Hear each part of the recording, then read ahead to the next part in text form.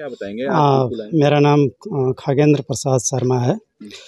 मैं नेपाल के एक ज़िला है, फेमस ज़िला है, वो भी एक फूड ग्रेन के रूप में फेमस है, कैलाली डिस्ट्रिक्ट बोलते हैं। अभी जो स्टेट वहाँ पर भी बना हुआ है, तो 7 स्टेट में से वो सबसे पश्चिम का स्टेट है, सुदूर पश्चिम प्रदेश हम लोग बोलते हैं। उसके हम कैलाली ज़िला के एग्रीकल्चर नॉलेज सेंटर करके नाम ऑफिस का नाम है। यहाँ केबी के बोलते हैं, हमारे वहाँ एग्रीकल्चर नॉलेज सेंटर करके बोलते हैं, थोड़ा फ़र्क है, लेकिन काम वैसा ही है जो किसान से जुड़े हुए।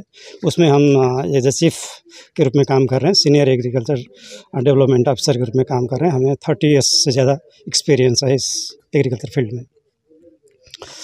क्या बताएंगे प्राकृतिक खेती आपने देखी? बहुत अच्छी बात है। वास्तव में हमारे पूर्वज तो ये करते आ रहे थे। अब उसमें थोड़ा सा क्या हुआ कि जब पॉपुलेशन बढ़ता गया, तो उनको खिलाने पिलाने के लिए जो नहीं पहुंचा, तो हम लोग थोड़ा साइंटिफिक वे में नया चीज़ अब करते गए, पढ़ते गए, सीखते गए।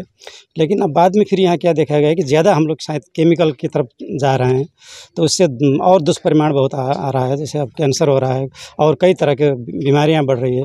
अब इंडिया में तो सुना है कैंसर ट्रेन ही चलता है गवर्नमेंट ने, तो इतना बहुत मतलब बुरा हालत है। तो हम लोग भी नेपाल से जुड़े हुए हैं, मतलब पड़ोसी देश हैं, तो इसका कुछ भी अच्छाई भी जो भी इंडिया में होगा उसका भी प्रभाव नेपाल में पड़ता है, और जो यहाँ खराबी होगी तो उसका भी प्रभाव पड़ता है। इसीलिए ये सबको हल करने के लिए अभी ये नया कॉन्सेप्ट के रूप में, यद्यपि हमने कहा कि ये बहुत नया तो नहीं है क्योंकि हमारे पूर्वज इसको करते आ रहे हैं, लेकिन उसका थोड़ा साइंटिफिक, उसको थोड़ा प्रूफ करते हुए, जैसे अब पहले भी हमारे पूर्वज जंगल से लाके सूखा मतलब पत्तियाँ डाल के खेती करते थे, गाय भैंस का मतलब पेशाब यूज़ करते थे, गोबर यूज़ करते थे, वो तो पहले भी करते थे। लेकिन उन लोगों को उतना या उनको जानकारी नहीं था या कितना डालना है, उसमें क्या है, वो मतलब किस लिए वो फ़ायदा दे रहा है, ये सब अब हम लोग थोड़ा साइंटिफिक वे में हमारे प्रोफेसर साहब लोग, हमारे साइंटिस्ट लोग सिखाते हैं, उसको प्रूफ करके देते हैं। तो वो थोड़ा उस हिसाब से हमारे जो नेचर ने दिया है हम लोग को, अच्छा चीज़ जो नेचर ने दिया है उसको हमको यूज़ करना है। अब बाहर का चीज़ का खाली एक व्यापारियों के मतलब उनके उन्नति के लिए, अब जैसे देख रहे हैं आप लोग हॉस्पिटल में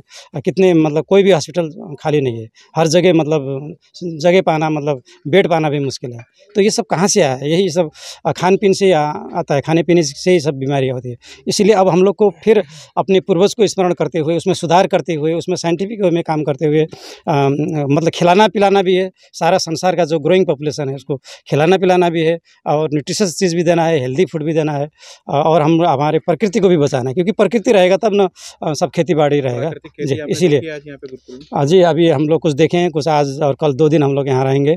ये हम लोग का सौभाग्य मिला, भारत सरकार को हम इसलिए धन्यवाद देना चाहेंगे। हम लोग 25 लोग नेपाल के पूरब से लेकर पश्चिम तक सभी स्टेट के लोग हैं। मिनिस्ट्री लेवल से लेकर डिपार्टमेंट लेवल से लेकर डिस्ट्रिक्ट लेवल में काम करने वाले लोग हम लोग हैं।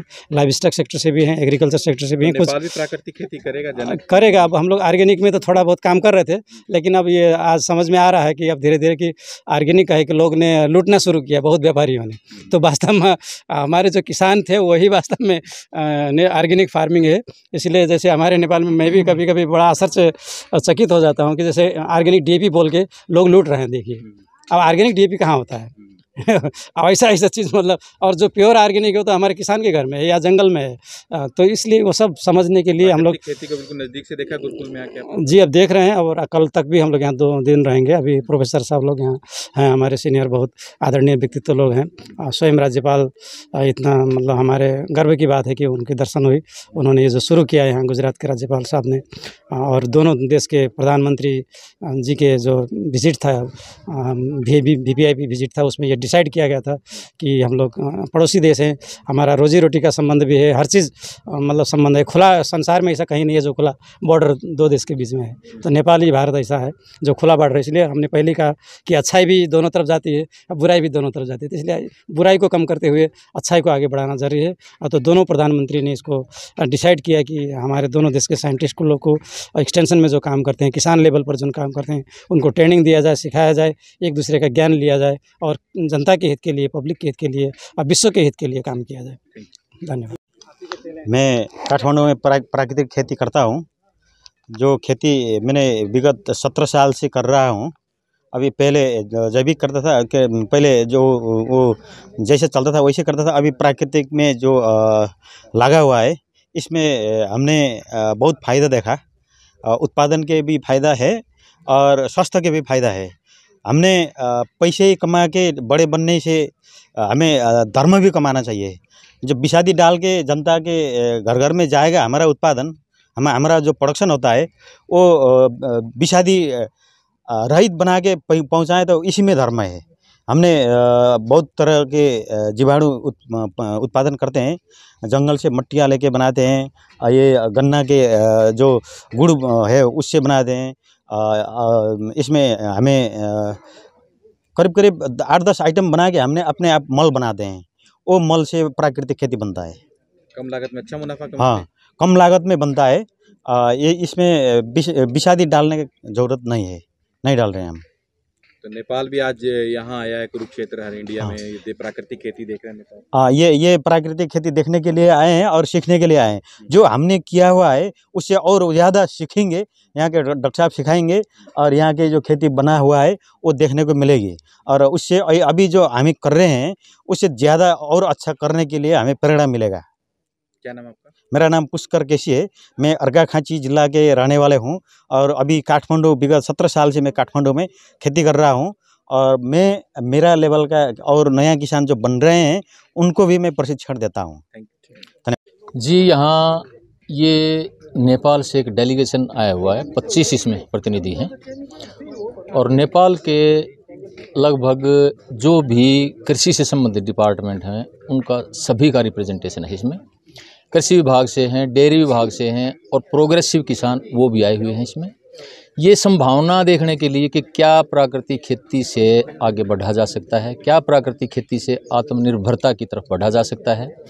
इसकी डेवलपमेंट इस तरह हुई कि नेपाल के प्रधानमंत्री जी, देश के प्रधानमंत्री श्री माननीय नरेंद्र मोदी जी से मुलाकात हुई। उन्होंने जब इस खेती के बारे में एक बढ़ते हुए जहर, एक बढ़ते हुए प्रदूषण के बारे में डिस्कशन हुआ और यूरिया जैसे केमिकल्स या डीएपी या पेस्टिसाइड्स के लिए जब कहा गया तो प्रधानमंत्री जी ने उनको सुझाया कि हम ही कोशिश कर रहे हैं कि इस जहर वाली खेती से दूर हुआ जाए और इसके स्थान पर प्राकृतिक खेती को अपनाया जाए।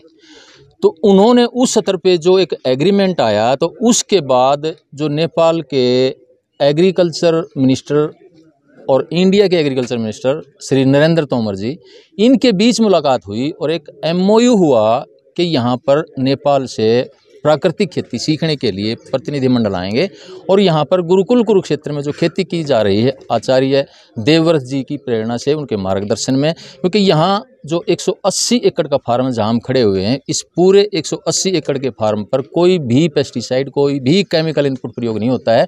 ये पूर्ण तरह से प्राकृतिक है और इसमें आप फसल को देख करके अंदाज़ा लगा सकते हैं कि किसानों से कम नहीं ज़्यादा ही पैदावार है। आप धान की फसल देख लीजिए, गन्ने की फसल देख लीजिए या दूसरी कोई भी फसल देख लीजिए। तो इसमें प्राकृतिक खेती में क्या है कि ये जैसे एक तरह से किसान का खर्चा लगभग पूरी तरह से बच जाता है और इसमें एक गाय से 30 एकड़ तक की खेती संभव है, जबकि शुरू के साल में इतना संभव नहीं है क्योंकि शुरू में जब इसमें यूज होता है प्राकृतिक इनपुट्स तो इसमें सबसे जो इम्पोर्टेंट इनपुट है वो है जो रीढ़ की हड्डी है, वो है जीवामृत। जीवामृत एक दिन के देसी गाय के गोबर और गोमूत्र से 1 एकड़ की खुराक तैयार हो जाती है। जीवामृत को तैयार करने के लिए एक दिन का गोबर लगभग 10 किलो, एक दिन का गोमूत्र 8 से 10 लीटर और 1 से 1.5 किलो गुड़, 1 से 1.5 किलो बेसन और 50 से 100 ग्राम मिट्टी ऐसी जगह से जहां कभी आपके पेस्टिसाइड या केमिकल इनपुट ना यूज हुए हों वो लेने होते हैं। वो क्या होता है कि उसमें जीवाणुओं का कल्चर होता है, जो हवा वाले जीवाणु है उस मिट्टी में वो लिया जाता है।